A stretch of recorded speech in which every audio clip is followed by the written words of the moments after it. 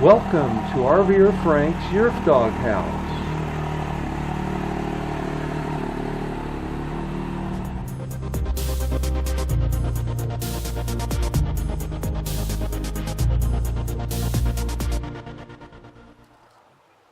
Hello everyone, this is RVer Frank. And it looks like we got our first snowfall out there. We're supposed to get some more snow, maybe down at our level. Try to get the zoom to go out.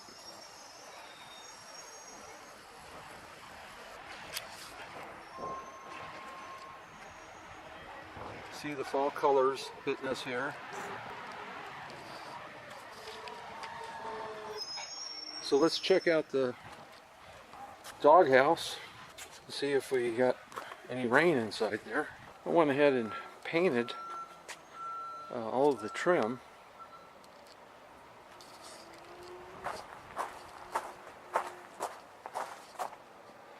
Came out real good.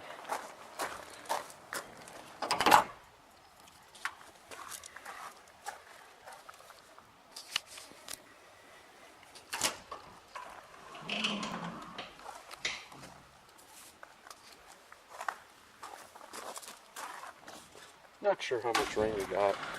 Wasn't a lot. And I don't see any water.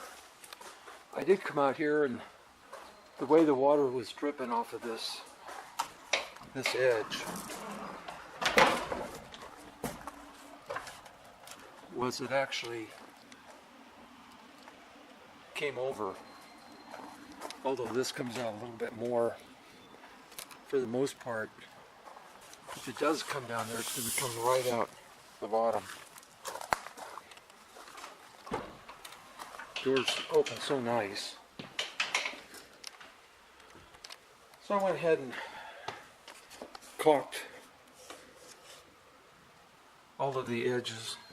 The one time I should have actually painted all the wood before I put it together was this project. I would have liked to get some paint on the leading edge of that piece of wood here, but like I said, if water's coming in, it's going to drip right down. So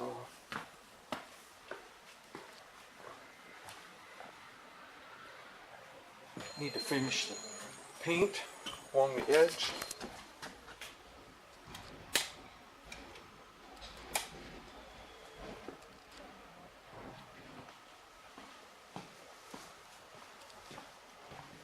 Got the Yerf Dawg in the garage. My Colorado's getting the steering pump replaced. So I'm going to paint the shelves, get this all dialed in here today, and look forward to getting the Colorado back and the Yerf Dawg back in here. Well, I got the Colorado back. Let's see, I had a power steering pump leaking.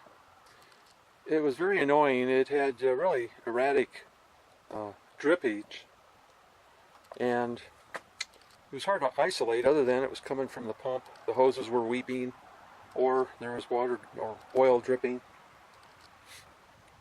So anyway, I had that replaced. Then I had the coolant changed. I had a rear differential input shaft seal that was leaking. That was an annoying trip. They reprogrammed recall, required a reprogramming of the computer. At first I thought it was perhaps a California driven emissions control, but actually it was all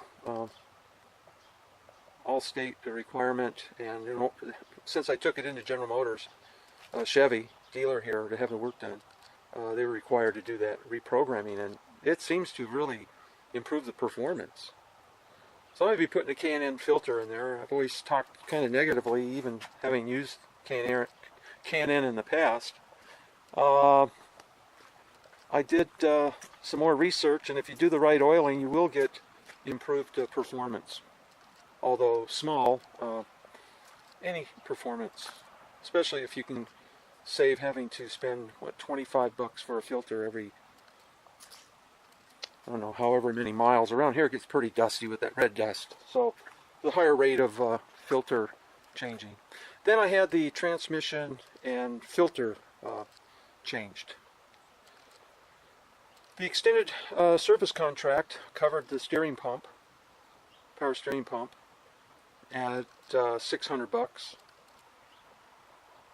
And so my out-of-pocket was $100 deductible for that work, and the rest of the radiator, transmission, and the rear seal replacement. So, and there's a two-year warranty on that work. I always go to General Motors. I know they may charge more, but if I'm on the road and I have a problem, I want to be able to pull into a Chevy dealer. If something has reoccurred with the problem that was supposed to be fixed, I'm covered. I'm not having to go to some, I don't know, private local mechanic here, get some guarantee on their work, but I need to bring it back to them to have it worked. Anyway, so that's what's happening. We had some rain, wind, blew the leaves off that tree, and in the hills there, or the mountains, there's some snow behind those clouds. So we're going to move on and check out the Yerf Dawg House.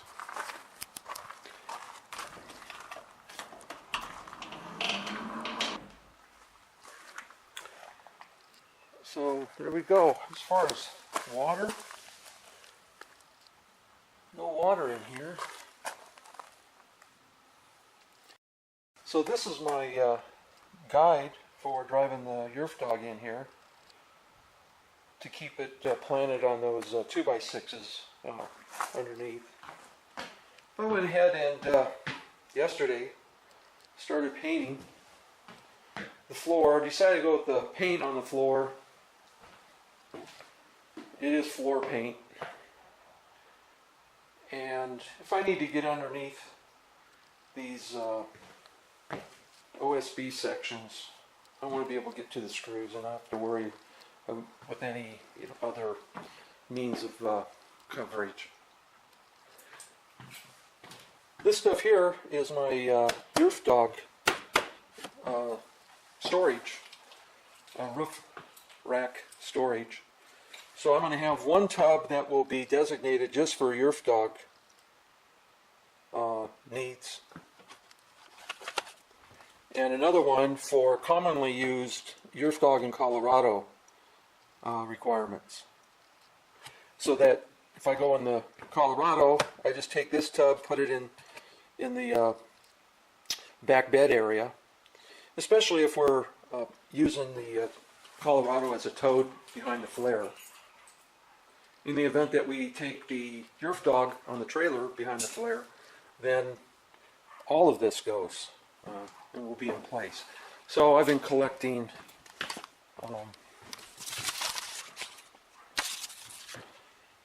items off my checklist. I've got, and this broken down into grab bag, hard to focus here. So I have a grab bag, which I carry with me, all these items. This is what I'll carry in the first tub for just the Yerf Dawg. This is tub number 2, items that I'll carry with the Yerf Dawg or the Colorado. It includes an electrical tool bag and backpack, various items. Under the seat in the Yerf Dawg, this is what I carry. Recovery gear, so on and so forth. And then I'll have a miscellaneous gas cans, fire extinguisher, backup, FM radios, any personal equipment, riding gear, shorts, t-shirt, gloves, coat. And then in the trunk back there, on the Yerf Dawg, and then other items in the cab in the storage areas.